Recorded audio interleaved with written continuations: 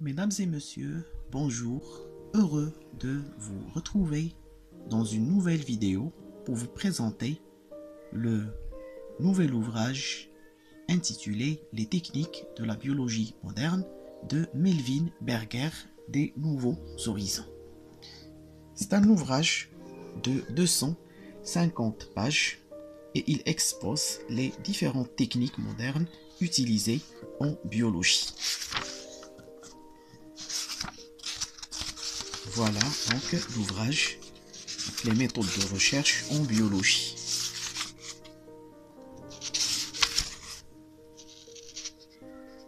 Ici donc la méthodologie expérimentale de la biologie,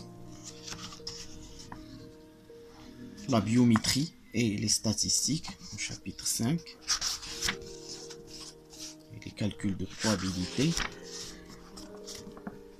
Cette partie traite donc les moyens de recherche.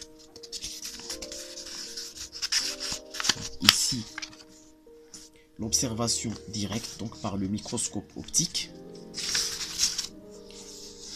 Le microscope de von Leeuwenhoek, l'inventeur du premier microscope opérationnel, microscope optique opérationnel.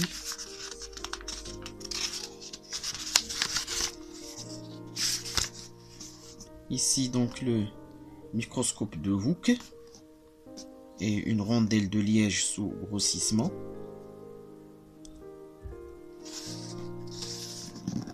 La microscopie donc selon Hooke ou bien d'après Hooke. Ici donc le microscope optique moderne. Donc bien sûr on sait que le microscope optique a rendu de grands services en biologie, en histologie, en biologie cellulaire et en microbiologie, notamment la bactériologie, la parasitologie, la mycologie et ainsi de suite. Aussi donc en hématologie. Donc, des variantes plus sophistiquées du microscope optique, notamment le microscope à lumière polarisée, le microscope à contraste de phase, le microscope à fluorescence, qui constitue bien sûr une étude, plutôt un outil d'analyse qualitative et quantitative.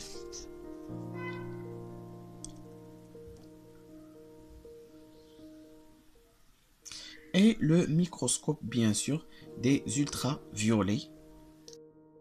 Aussi l'ultra microscope ou bien le microscope à fond noir, donc utilisé pour étudier donc la structure des solutions colloïdales et mesurer la taille des particules colloïdales par bien sûr la diffusion de la lumière ou bien la diffusion tyndale de la lumière. Le microscope à fluorescence a été utilisé donc pour étudier l'ADN par Casperson. C'est Torbjörn Casperson, c'est un prix Nobel de médecine en 1956. Ici, le microscope électronique, bien sûr. Donc, il a notamment rendu de grands services pour l'étude des ultrastructures cellulaires, notamment les membranes biologiques, les mitochondries, l'appareil de Golgi, le réticulum endoplasmique, les lysosomes, la structure du noyau, les membranes nucléaires internes et externes, les centrioles, le centrosome, les nucléoles à l'intérieur du noyau, la chromatine, et la structure de la chromatine donc par les octamères des histones et l'ADN. Il a aussi donc rendu de grands services pour l'étude de la virologie et l'étude des bactériophages, ainsi qu'à l'étude donc des macromolécules biologiques comme les protéines, les acides nucléiques et les polysaccharides, la détermination de la forme et de leur dimension. Ici donc le microscope électronique. Il utilise donc à la place d'un faisceau lumineux, il utilise un faisceau d'électrons, bien sûr. Le premier microscope a vu le jour grâce aux travaux de Ernest Ruska, également prix Nobel de physique en 1986. Ici les diverses formes de virus ainsi que leurs propriétés de symétrie déduites grâce aux microscopies électroniques. Aussi donc les études de la structure de l'ADN. Donc le microscope électronique est un grand allié donc de la biologie moléculaire, de l'oncologie, de la biologie cellulaire et ainsi de suite. Aussi donc des techniques particulières au microscope électronique comme la microscopie électronique à balayage, à transmission, à réflexion, les techniques utilisant la coloration négative, le cryodécapage, l'ombrage métallique. Donc c'est toute une discipline de la microscopie électronique et on a déjà traité donc un ouvrage sur la microscopie électronique en biologie. Le chapitre 8, le tourbillonnement giratoire, bien la centrifugation. Donc c'est une technique utilisant donc la force centrifuge pour séparer les particules donc plus ou moins lourdes mélangées dans un liquide, par exemple donc la séparation des constituants du sang. Donc les globules rouges, bien sûr, ils peuvent être recueillis donc, au fond d'une éprouvette et le plasma il monte vers la surface. Aussi donc l'application donc de la centrifugation dans les écrémeuses pour séparer bien sûr le lait de la crème. Ici donc une centrifugeuse à rotor à panier. Donc la séparation aussi des différents organismes microscopiques dans une goutte d'eau bien sûr stagnante peut être donc peut mettre en profit bien sûr la centrifugation. Donc la centrifugation donc il permet donc de séparer donc, les particules donc selon leur poids, aussi donc selon leur taille et selon leur forme. L'ultracentrifugation donc c'est développé comme une amélioration de la centrifugation par le physico-chimiste et le biophysicien suédois Theodor Svedberg. Voilà l'ultracentrifugeuse bien sûr avec des systèmes optiques donc de visualisation et avec bien sûr des dispositifs photographiques utilisés bien sûr pour les mesures de vitesse de sédimentation et pour les mesures de concentration ainsi que pour la mesure du coefficient de diffusion. Ici donc les applications donc de l'ultracentrifugation donc pour la séparation et l'étude des constituants bien sûr cellulaires, donc les membranes, les cytoplasmes, les mitochondries, le réticulum endoplasmique, le noyau, les lysosomes, l'appareil de Golgi et ainsi de suite. Aussi donc l'ultracentrifugation permet donc de calculer la masse moléculaire des macromolécules biologiques, notamment les protéines. Ici donc permet donc l'étude des molécules marquées par les isotopes lourds, donc par gradient de densité ou par centrifugation isopycnique ou bien par centrifugation zonale. Ici le chapitre 9 donc la migration des molécules, donc la chromatographie et l'électrophorèse. La chromatographie a été développée par Svet sur colonne adsorbante bien sûr pour l'étude des différents pigments chlorophylliens. Il a été donc développé à fond par Lederer et Carrère pour l'étude des caroténoïdes. La chromatographie bien sûr de partage a été donc mise au point par Martin et Richard Sings et il lui ont valu bien sûr le prix Nobel de chimie en 1952. Voilà donc la chromatographie sur colonne. Ici donc la chromatographie de pigments de feuilles vertes exécutée par Svet. Donc la chromatographie peut donc les méthodes chromatographiques peuvent être classées soit selon le phénomène physique mis en profit, donc, notamment le partage entre phases liquide-liquide ou gaz-liquide, l'absorption liquide solide ou bien gaz solide, l'exclusion stérique ou bien l'exclusion moléculaire, ainsi que l'échange ionique, l'hydrophobicité, les différences d'hydrophobicité et les différences d'affinité envers un substrat.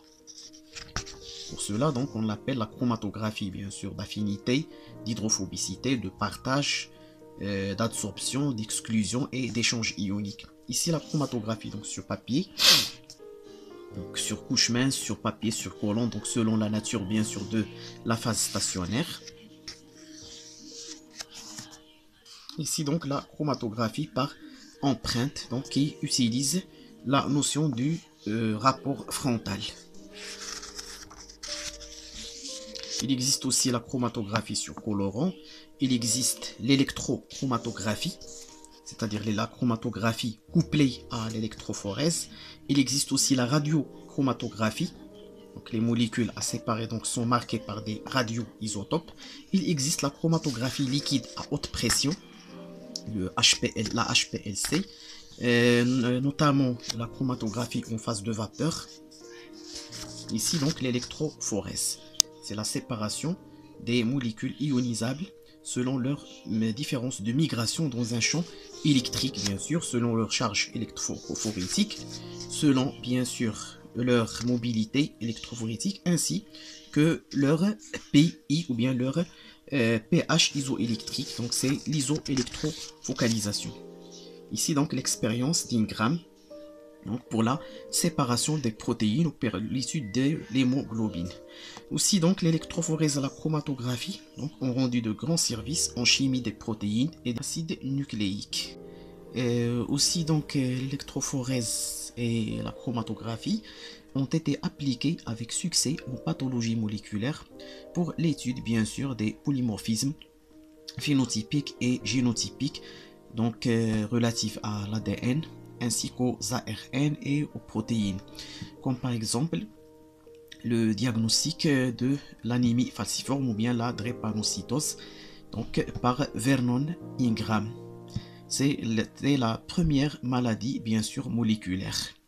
Et c'était le point de départ de la pathologie moléculaire. Notamment, on peut citer donc plusieurs immunoglobinopathies, c'est le syndrome de Waldenstrom, la phénylcétonurie, aussi donc la maladie de Seyer, Parkinson, Alzheimer.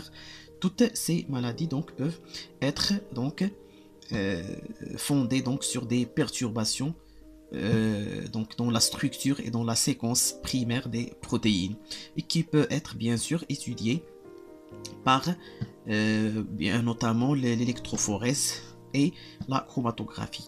Il existe plusieurs variantes de l'électrophorèse, comme l'électrophorèse capillaire, l'électrophorèse zonale et l'électrophorèse à frontières mobiles donc de Zelius, ainsi que l'isotacophorèse, l'électroréophorèse, l'électrocinérèse, notamment l'électrophorèse convective et ainsi de suite.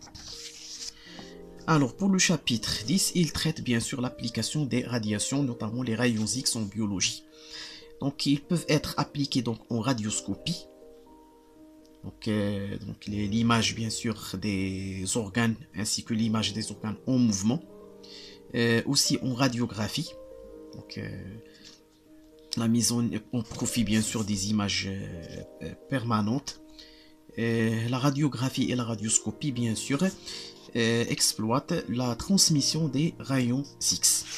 Et il joue donc un grand rôle en diagnostic médical. Bien sûr, c'est le domaine de la radiologie. Voilà donc un tube à rayons X ici. Donc la radiographie et la radioscopie utilisent des plaques photographiques ainsi que des plaques fluorescentes.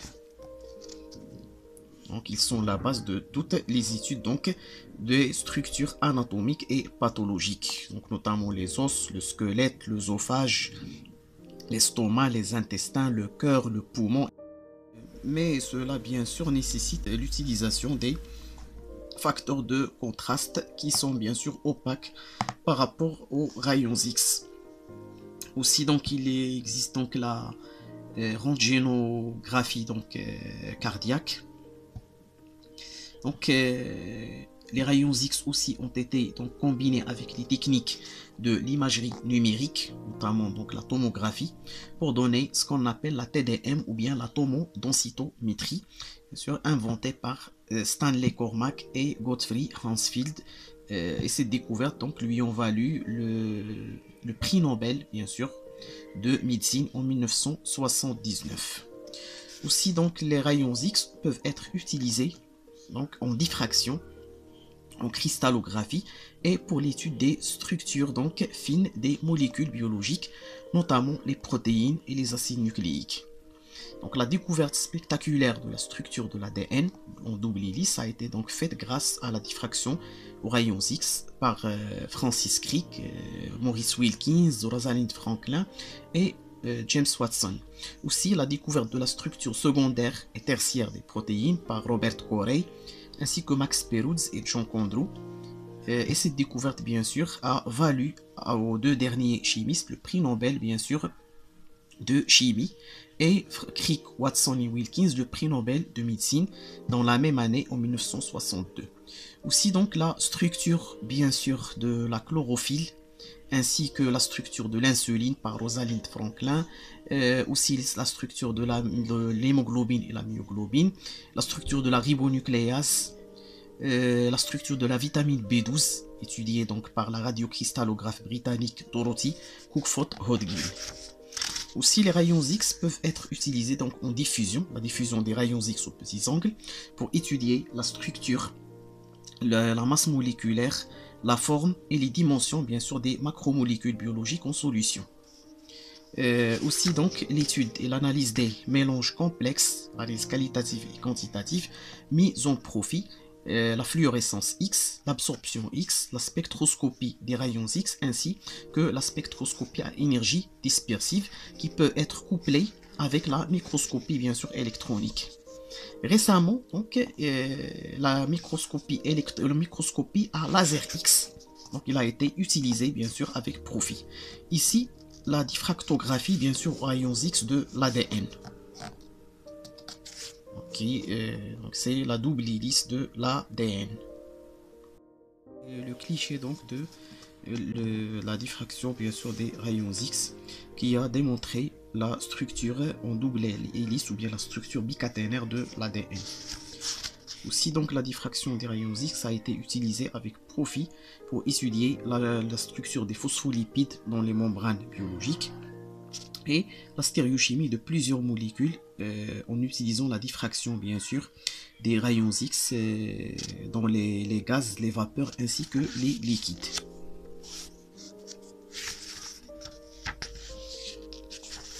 Donc la diffraction des rayons X, la spectroscopie X, la fluorescence, l'absorption X, ainsi que la transmission utilisée donc en radiographie et en radioscopie ainsi qu'en TDM.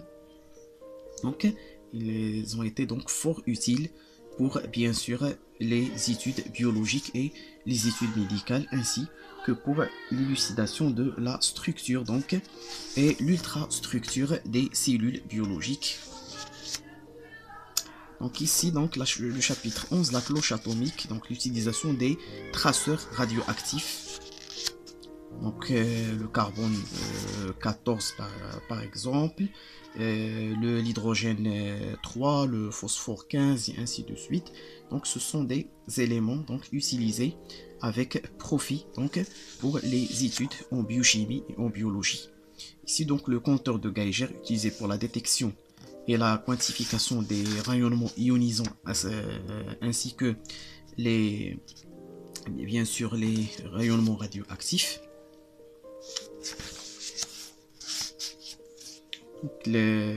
George von Hefse, c'était le premier chimiste qui a conduit bien sûr la première expérimentation biologique faite à l'aide des radioisotopes. Bien sûr, il a étudié donc l'absorption de l'eau, bien sûr, chez une variété des haricots. Aussi donc les expériences sur la photosynthèse, la chaîne respiratoire, le cycle de Krebs, ainsi que la dégradation des acides gras, la protéosynthèse. Donc plusieurs voies métaboliques ont été étudiées par les radioisotopes. Aussi donc l'expérience de Hershey et Chase qui a démontré donc que l'ADN est porteur de l'information génétique chez le bactériophage T. Alfred Hershey, donc, comme je vais le mentionner, est un prix Nobel de médecine aussi en 1969. Et voilà l'expérience de Hershey et Chase.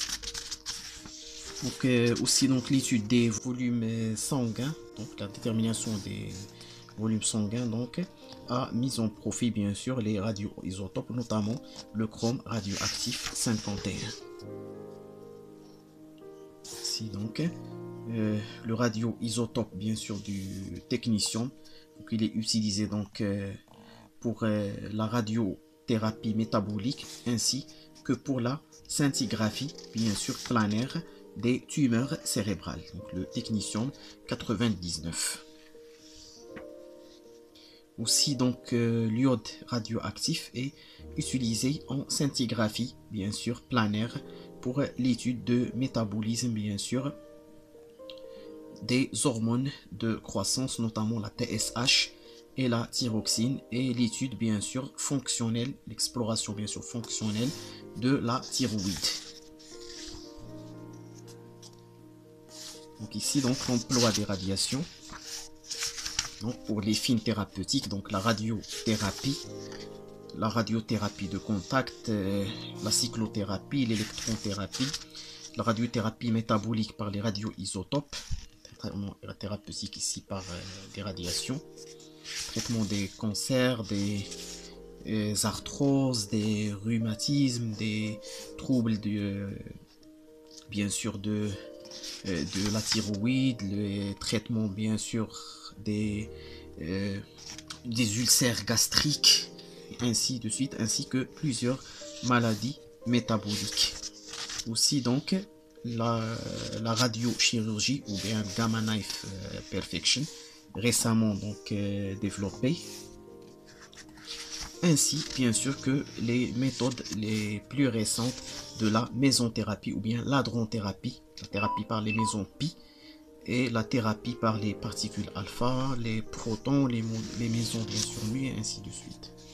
Donc la dernière partie, c'est l'emploi bien sûr des ordinateurs et de l'informatique en recherche biologique, notamment dans le traitement des informations et dans la modélisation et la simulation. Par exemple, la modélisation de la circulation sanguine par les schémas de blocs, par les équations différentielles, ainsi que par des circuits électriques, la même chose pour les membranes biologiques et pour les différentes fonctions bien sûr physiologiques, notamment la digestion, la respiration, l'excrétion urinaire, les transports transmembranaires, la reproduction, la différenciation cellulaire, la stimulation nerveuse, le fonctionnement cardiaque, et domaine bien sûr très riche, très vaste de la bioinformatique et de la bioalgorithmique. La bioinformatique des séquences, c'est-à-dire l'analyse des séquences des ADN, des ARN, des protéines, la bioinformatique des réseaux, l'étude des réseaux bien sûr métaboliques, des réseaux génomiques, du protéome, bien sûr du transcriptome, des interactomes, des connectomes, et la bioinformatique des structures, donc l'étude et la simulation numérique par la dynamique moléculaire, par la mécanique moléculaire et par les méthodes de la chimie quantique des structures secondaires, tertiaires et quaternaires bien sûr des protéines et des macromolécules biologiques. Ici donc les mémoires à tord de ferrite, les mémoires magnétiques, ici les commutations d'un ordinateur, sans oublier bien sûr les ordinateurs biologiques à base de l'ADN ou bien à base de calcul à ADN, les ordinateurs quaternaires à base 4, ainsi que des ordinateurs à base 2 ou bien des automates à 2 états, mettant en profit bien sûr l'ouverture et la fermeture des canaux ioniques ou bien l'activation et l'inactivation des pompes électroneutres ou électrogènes.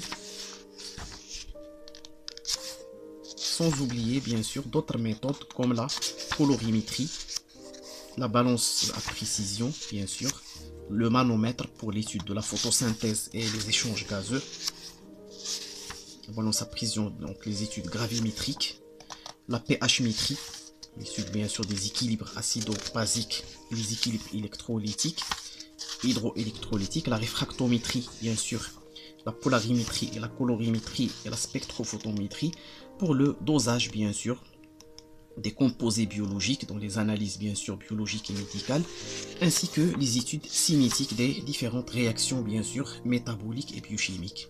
Ici donc l'électrodiagnostic, donc l'électrocardiographie, l'électroencéphalographie, Ici, donc, les mesures de température par les thermistances, par les thermomètres à résistance ainsi que les thermocouples, utilisant bien sûr les effets thermoélectriques, ainsi que l'électromyographie, ainsi que l'électrothérapie, ainsi que les domaines de l'électrobiologie, les patch clamps, c'est-à-dire l'enregistrement des potentiels des canaux ioniques. Merci de votre attention et j'espère que cette présentation vous plaît et soit bien sûr à la hauteur de vos espérances. Merci et à bientôt.